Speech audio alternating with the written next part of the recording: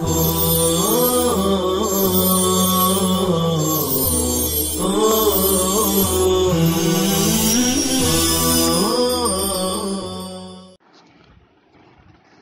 اللہ الرحمن الرحیم نحمده ونصلي على رسوله الكريم اما بعد قال المصنف رحمه الله التانيث بالتاء شرطه العلمية والمعنوي كذلك وشرط تحتم تأثيره الزيادة على الثلاثة أو تحرك الأوسط أو العجمة فهند يجوز صرفه وزينب وسقر وما هو وجور ممتنع فإن سمي به مذكر فشرطه الزيادة على الثلاثة فقدم منصرف وأقرب ممتنع۔ عزیز طلباء کرام، سب سے پہلے ہم عبارت مقروءہ کا ترجمہ کرتے ہیں، اس کے بعد اس کے مباحث پر ایک نظر کریں گے۔ تانیث بالتا، التانیث بالتاء یعنی تانیث جو تا کے ذریعے سے ہو، اس کے غیر منصرف ہونے کی شرط یہ ہے کہ وہ علم ہو، اور تانیث معنوی بھی اسی طرح، یعنی تانیث بالتا کی طرح ہے، یعنی اس کے غیر منصرف ہونے کی شرط بھی علم ہونا ہے۔ اور تانیث معنوی کی تاثیر کے واجب ہونے کی شرط، وشرط تحتم تاثیرہ، تانیث معنوی کی تاثیر کے واجب ہونے کی شرط 3 حروف سے زائد ہونا ہے، یا درمیانی حرف متحرک ہو یا عجمی زبان کا لفظ ہونا ہے۔ پس ہندن اس کو منصرف پڑھنا جائز ہے، فہندن یجوز صرفہ، پس ہندن اس کو منصرف پڑھنا جائز ہے۔ اور زینب، سقر، مہجور، ان کو منصرف پڑھنا ناجائز ہے، یعنی غیر منصرف پڑھنا واجب ہے۔ پس اگر فإن سمیہ، پس اگر مؤنث معنوی کے ساتھ کسی مذکر کا نام رکھ دیا جائے، فإن سمی به مذکر فشرطہ، تو اس کی شرط 3 حروف سے زیادہ ہونا ہے، پس قدم منصرف ہے اور اقرب غیر منصرف ہے۔ طلبہ عزیز، یہاں سے مصنف اسباب 9 میں سے تانیث کو بیان کر رہے ہیں۔ جاننا چاہیے کہ تانیث کی اولاً 2 قسمیں ہیں، ایک تانیث بالالف اور ایک تانیث بالتا۔ پھر تانیث بالالف کی 2 قسمیں ہیں، الف مقصورہ، الف ممدودہ، اور یہ دونوں یعنی الف ممدودہ، الف مقصورہ بغیر کسی شرط کے غیر منصرف کا سبب ہے، بلکہ اکیلے ہی 2 سبب کے قائم مقام ہیں، جیسا کہ ما قبل میں گزر چکا۔ پھر تانیث بالتا کی بھی 2 قسمیں، ایک تانیث لفظی یعنی تا لفظوں میں موجود ہو، چاہے پھر وہ مذکر کا علم ہو جیسے طلحۃ، حمزۃ، یا مؤنث کا علم ہو فاطمۃ، حفصۃ، یہ تانیث لفظی ہے۔ اور ایک ہے تانیث معنوی، یعنی تا لفظوں میں موجود نہ ہو بلکہ مقدر ہو، جیسے ارض، ہند، یا پھر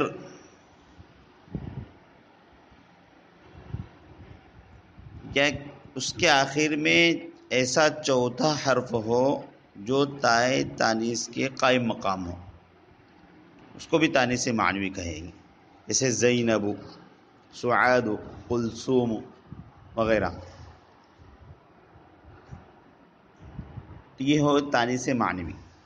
اب تانیث بالتا سے کیا مراد ہے؟ تانیث بالتا سے مراد وہ تا ہے جو اسم کے آخر میں زائد ہو اور اس کے ماقبل مفتوح ہو اور حالت وقف میں ہا سے بدل جائے، جیسے فاطمہ، حفصہ، طلحہ. تو یہ جو تا ہے یہ تانیث بالتا ہے، یعنی تانیث کی تا ہے. اب مصنف علیہ الرحمہ یہ کہنا چاہتے ہیں کہ تانیث لفظی یعنی وہ تانیث جو تا کے ذریعے سے ہو، اس کے غیر منصرف کا سبب بننے کی شرط یہ ہے کہ وہ علم ہو، خواہ وہ مذکر کا علم ہو یعنی نام ہو یا مؤنث کا ہو. جیسے ہم نے مثالیں دی، طلحۃ، حمزۃ، یہ مذکر کا علم ہے، لہذا تانیث بالتا اور علم ہونے کی وجہ سے یہ غیر منصرف ہوں گے. اسی طریقے سے مؤنث کے علم ہو، جیسے فاطمۃ، حفصۃ، یہ تانیث بالتا اور علم ہونے کی وجہ سے غیر منصرف ہوں گی. پتہ چلا کہ اگر جو تانیث بالتا تو ہو لیکن علم اگر نہیں ہوگا تو وہ غیر منصرف کا سبب نہیں بنے گا. لہذا مدرسۃ اگرچہ تائے تانیث لفظی موجود ہے مگر علم نہ ہونے کی وجہ سے اس کو منصرف ہی پڑھا جائے گا.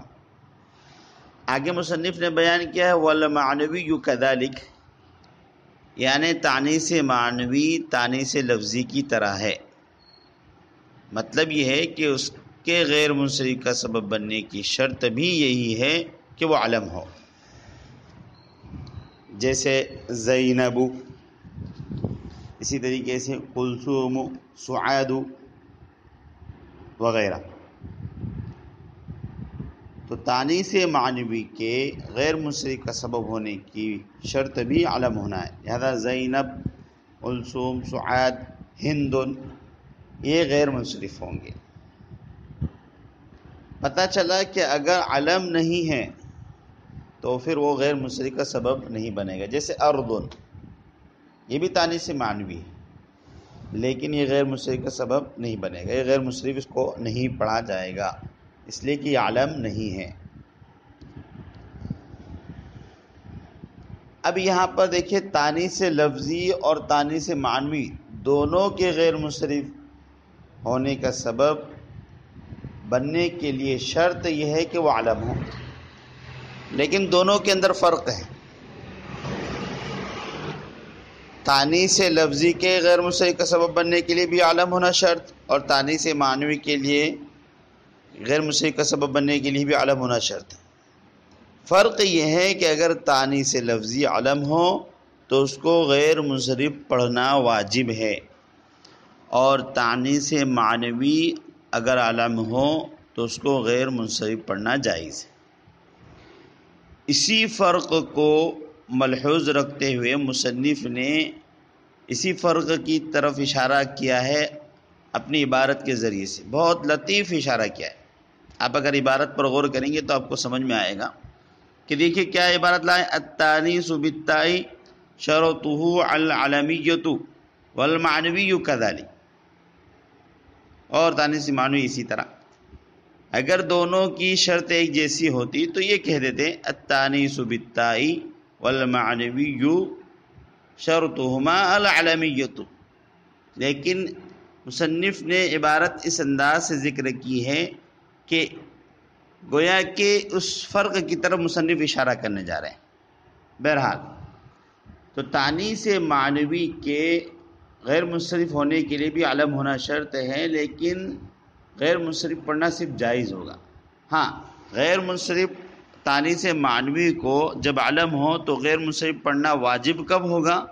تو مصنف اس کو آگے بیان کر رہے ہیں، بشرط تحتم تاثیر ہی سے بیان کریں کہ غیر تانیث معنوی کے تاثیر کے واجب ہونے کی شرط یہاں سے بیان کریں. تو اس کے وجوب کے لیے 3 شرطوں میں سے کسی ایک شرط کا پائے جانا ضروری ہے.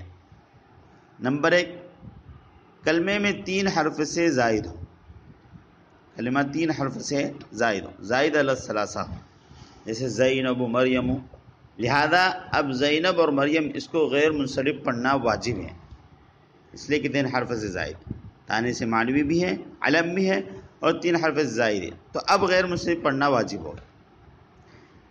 یا اگر 3 حرف سے زائد نہ ہو، 3 حرفی ہی ہو کلمہ، تو متحرک الاوسط یعنی درمیانی حرف متحرک ہونا ضروری، جیسے سقر، یہ جہنم کا ایک نام ہے، یہ جہنم کے ایک طبقے کا نام ہے،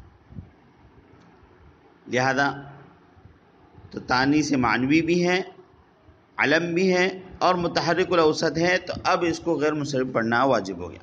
تیسری شرط، درمیانی حرف اگر ساکن نہ ہو تو پھر اس صورت میں ضروری ہے کہ وہ عجمی زبان کا لفظ ہو، یعنی عربی زبان کے علاوہ کسی اور زبان کا لفظ ہو، جیسے ماہ، جور، یہ 2 شہروں کے نام ہیں، یہ عجمی زبان کے لفظ ہیں، تو یہ بھی غیر منصرف ہوں گے۔ کیوں؟ ایک تو تانیث معنوی اور علم ہے ہی، اور یہ تینوں شرطوں میں سے ایک شرط یہ پائی جا رہی کہ یہ عجمی زبان کے لفظ ہے، تو تانیث معنوی اگر علم ہو تو اس کو غیر منصرف پڑھنا جائز ہے، لیکن اگر اس میں ان 3 شرطوں میں سے کوئی شرط پائی جائے تو پھر اس کو بھی غیر منصرف پڑھنا واجب ہو جاتا ہے، اور وہ 3 شرطیں کیا ہیں؟ زائد علی الثلاثہ ہو، یا کلمہ متحرک الاوسط ہو، یا وہ متحرک الاوسط نہ ہو تو عجمی زبان کا لفظ ہو۔ ان 3 شرطوں میں سے کوئی ایک شرط بھی پائی گئی تو اس صورت میں تانیث معنوی کو غیر منصرف پڑھنا واجب ہو جائے گا۔ اب آگے مصنف فَهِنْدٌ يَجُوزُ صَرْفُهُ یہاں سے وشرط تحتم تاثیرہ پر تفریق بیان کریں۔ ابھی کہا ہے کہ تانیث معنوی کے تاثیر کے واجب ہونے کی شرط 3 شرطوں میں سے کوئی ایک شرط کا پائے جانا، ٹھیک۔ تو اب یہاں سے مصنف تفریق کر رہے ہیں کہ ہندن یہ ایک عورت کا نام ہے، عربی زبان کا لفظ ہے، اس کو منصرف بھی پڑھ سکتے ہیں اور غیر منصرف دونوں طرح پڑھ سکتے ہیں، منصرف بھی پڑھ سکتے ہیں اور غیر منصرف دونوں طرح پڑھ سکتے ہیں، اس کو منصرف پڑھنا جائز ہے، واجب نہیں، یعنی تانیث معنوی ہے اور علم ہے، مؤنث کا نام ہے تو تانیث معنوی ہے اور علم ہے، تو اس کو منصرف پڑھنا جائز ہوگا، واجب نہیں ہوگا۔ کیوں؟ اس لیے کہ اس میں بھی وہ مذکورہ 3 شرطیں نہیں پائی جا رہی۔ کون کون سی؟ ایک تو یہ زائد علی الثلاثہ نہیں ہے، دیکھیں فہندن، ہندن، ہندن 3 ہی حرف ہے، زائد علی الثلاثہ نہیں ہے۔ دوسری شرط ہے کہ متحرک الاوسط ہونا، تو یہ متحرک الاوسط بھی نہیں ہے، ہندن نون پر ساکن ہے، نون ساکن ہے، نون پر سکون ہے۔ اور تیسری شرط بھی کہ عجمی زبان کا لفظ ہونا، وہ بھی نہیں پایا جا رہا، اس لیے کہ یہ ہندن عربی ہے، تو اس میں کوئی بھی ایک شرط نہیں پائی جا رہی، لہذا اس کو غیر منصرف پڑھنا جائز ہے، واجب نہیں ہے۔ تو اس لفظ کو منصرف بھی پڑھ سکتے ہیں اور غیر منصرف بھی۔ غیر منصرف تو اس لیے پڑھ سکتے ہیں کہ اس میں 2 سبب پائے جا رہے ہیں، تانیث معنوی اور علم، اور منصرف اس لیے پڑھ سکتے ہیں کہ 3 شرطوں میں سے غیر منصرف کے واجب ہونے کی جو 3 شرطیں تھیں ان میں سے کوئی پائی نہیں جا رہی۔ ہاں زینب، اس میں پہلی شرط پائی جا رہی، لہذا اس کو غیر منصرف پڑھنا واجب ہے۔ پہلی شرط کون سی؟ کہ زائد علی الثلاثہ ہے، مؤنث معنوی ہے، علم ہے اور زائد علی الثلاثہ بھی ہے، لہذا اس کو منصرف پڑھنا واجب ہے۔ سقرو، اس میں دوسری شرط پائی جا رہی، اور دوسری شرط کیا ہے؟ کہ متحرک الاوسط ہونا، لہذا اس کو بھی غیر منصرف پڑھنا واجب۔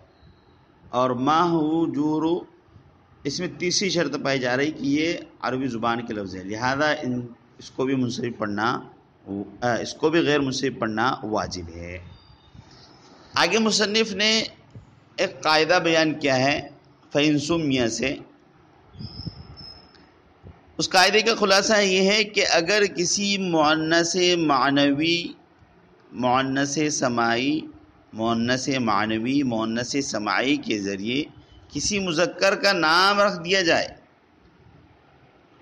مؤنث معنوی ہے لیکن مذکر کا نام رکھ لیا اس، تو اب مؤنث معنوی اور علم تو کیا اس کو غیر منصرف پڑھیں گے یا نہیں، اس کے بارے میں قاعدہ بیان کریں۔ جیسے مثال کے طور پر قدم یہ مؤنث معنوی ہے، ارض مؤنث معنوی ہے، لہذا اگر کسی مذکر کا نام رکھ لیا جائے تو اب مؤنث معنوی اور علم، تو کیا اس کو غیر منصرف پڑھیں گے یا نہیں؟ تو کہہ رہے ہیں کہ نہیں، اس کے غیر منصرف ہونے کے لیے لازم یہ ہے کہ وہ 3 حرفوں سے زائد ہونا چاہیے۔ اب یہاں پر متحرک الاوسط ہونا اور عجمی زبان کا لفظ ہونا، یہ 2 شرطیں کافی نہیں ہیں۔ اب وہ اس کے لیے ضروری ہو گیا ہے کہ 3 حرف سے زائد ہونا ضروری۔ لہذا آپ دیکھیے قدمن یہ مؤنث معنوی ہے، اگر اس کے ذریعے کسی آدمی کا نام رکھ دیا جائے تو بھی یہ منصرف ہوگا، اگرچہ آپ دیکھ رہے ہیں کہ درمیانی حرف متحرک ہے قدمن، لیکن یہ شرط یہاں پر معتبر نہیں۔ جیسا کہ ابھی ہم نے کہا کہ متحرک الاوسط ہونا اور عجمی زبان کا لفظ ہونا، یہ شرطیں یہاں پر کافی نہ ہوگی۔